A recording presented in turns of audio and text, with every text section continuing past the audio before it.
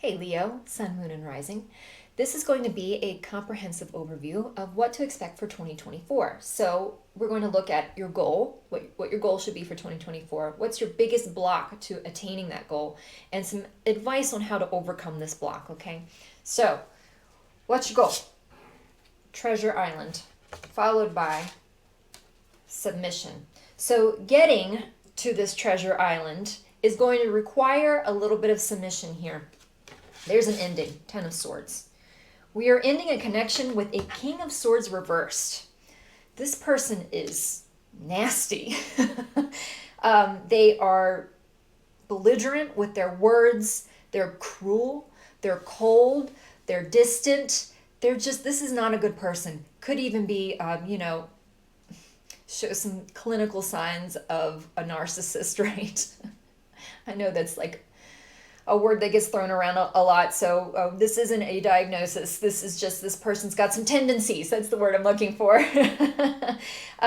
They're crusty. They're not nice. We've got to end this connection this year in order to the star heal. The underlying cause of all this, in order to submit to ending this relationship, in order to heal, we've got to get clear on what are our values, what really matters to us, or to you, and how do we stand firm in them this year. Okay, getting clear on. I'm hearing going, what am I doing here, right? Like you're in this connection with someone that is clearly hurtful and not good, and you want to heal from it. And there's part of you that sits and go, what am I doing here? What do I really value? What value does this connection even bring to me if there's so much pain, if there's so much hurt? It's got to stop. At some point, we've got to say it's got to stop. So what's your biggest block to that? Co-create, followed by repression, followed by King of Cups. So there's love here. There is love for this person, but there's something about not wanting, like you repress. It's like you want to do this on your own. Maybe you don't want to reach out and try and fix things with this person because it's like, I care about this person. It's strength in reversed in the Empress. And so you kind of get like weak, right? We just accept, we say, oh, well, that's just how this person is. Even when it hurts us, we're just kind of weak for this person. This could be a mother with the Empress here. And this also, if it's not a mom, this is our internal feminine of the need to nurture, makes us a little bit weak. This is accepting family members into our lives. Well, it doesn't have to be family, friends, bosses, in intimate relationships, you name it, right? This is accepting people in our lives, even if they hurt us. Oh, but they're my best friend. Oh, but that's my mom. Oh, but that's my auntie. Oh, but it's my boss. You just kind of let them run right over you, right? With the Knight of Swords here, and the Magician, you let these people run right over you, and the Magician can be manipulative, right? He can throw up the smoke screen, and you allow it, and call it for the sake of love, right?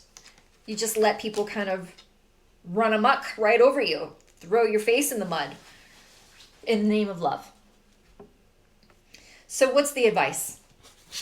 Between worlds, followed by secrets, followed by the Seven of Cups.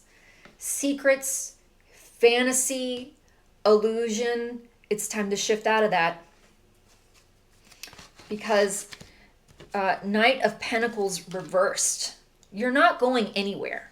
This is, I just said, getting thrown in the mud, right? This is your car in the mud, and you're gunning it on the gas and not going anywhere. You're stuck, and eventually you just burn out, and nothing fits, nothing's aligned, nothing feels good. You're living in la la land, thinking that this person is okay to be in your life, even when they're cruel. You're doing a disservice to yourself. Nine of Cups and Ten of Cups is what you really want. Your wish is to have this big, happy, beautiful family. With the Five of Swords, though, you're forcing this. It's time to stop forcing it. because it's a fantasy. Whatever your connection is with this person, it's a fantasy that they're going to pull out of it. And you're almost like,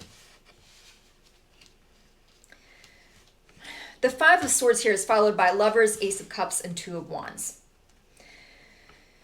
It's almost manipulative on your point, because you're thinking that if you just show them more love, they'll change.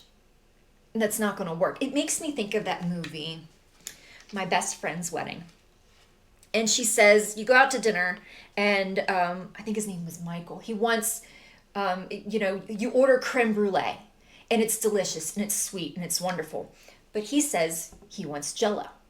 And Cameron Diaz goes, I can be Jell-O. And Julia Roberts goes, you're never going to be Jell-O.